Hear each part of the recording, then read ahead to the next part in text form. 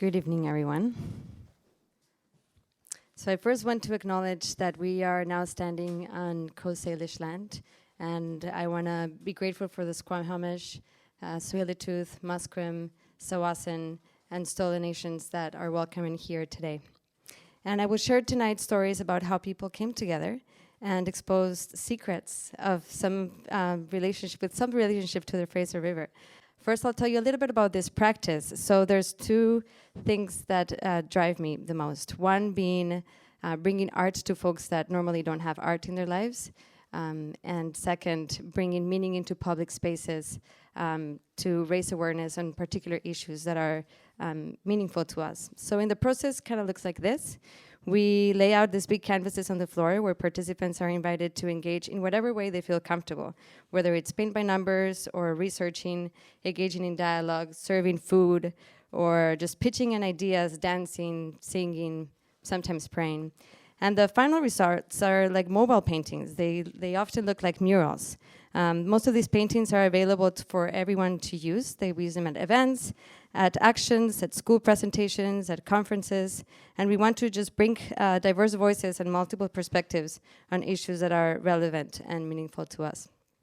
This one project invited 90 people that reflected about our connection to belonging while looking back at the histories of migration of peoples and cultures to Coast Salish lands since time immemorial. And one participant, Lily Shind, whose family was here from Steveston, shared her story about the Japanese internment camps. With the iconic image of the tsunami wave and boats saying stolen property 1942, Lily says, "After being labeled enemy aliens and removing 22,000 people of my community 100 miles from the West Coast, how dare you tell me I should be proud to be Canadian?" A group committed, this is a different project, a group that was committed in the neighborhood to daylight a stream, engaged about 100 people to create a mural, an on-street mural that would raise awareness on how these streams are currently under the pavement. In this map we see there's about 50 streams that are under the, that are either covered or on the pavement. Rita Wong and Shahira Yamagata and Naomi Steinberg, among other folks, say, "Listen, the buried stream gargles in the longing and returning to daylight and moonlight to nourish the ducks, bracken ferns, salmonberry, and you." In the nearby community center, added to their efforts, and local families speaked up about the importance of the local streams and the clean water, and they created these mobiles saying, "Save our salmon, love our streams, we are water, we want salmon to come back." So here we have a different project. In the last few years, Save the Sacred Salmon has been working hard in exposing some secrets held by fish farms and our government. And here we see one active participant, Jay Peachy, says, "I believe in the healing powers of the natural environment. I believe we are interconnected with nature and highly interdependent. The sacred salmon say that we are wild salmon people, speaking for salmon. We know that open net salmon farms are killing wild salmon and must get out of our oceans." A different project, the most destructive project in human history, the tar sands, it's only a few miles away from the Fraser River, but and it's still a huge impact for the Fraser River watershed. And a young participant says, "Why don't the kids know that two-headed fish grow, animals on death row? Because the truth is kept on the download." A declaration signed by more than 130 First Nations, which is the Save the Fraser Declaration, states, "We will not allow the proposed Enbridge Northern Gateway pipelines to cross our lands, territories, and watersheds on the ocean migration routes of the Fraser River salmon."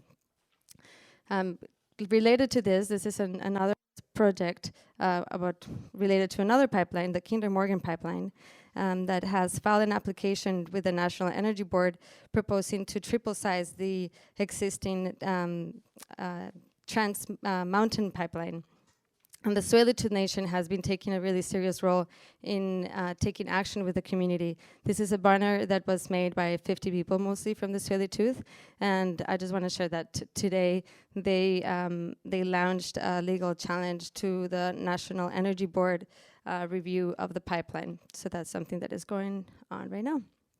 And I just wanted to quote David Suzuki Foundation that stated, "First Nations are the best hope for Canada to achieve true sustainability. As original stewards of this land, First Nations must assert their rights and responsibilities in protecting the environment for future generations."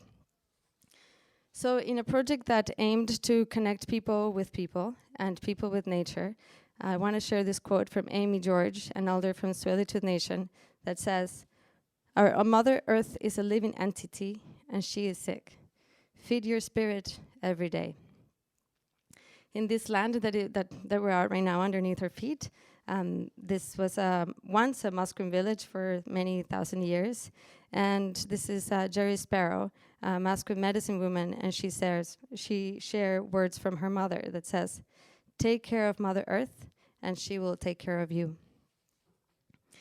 And this next slide is Audrey Rivers. She is a Squamish elder, and she shares in this painting, "When I was 7, there was no transportation, there was no highways, no trains, no cars, no sea to sky, no boats, only by canoes to travel from reserve to reserve."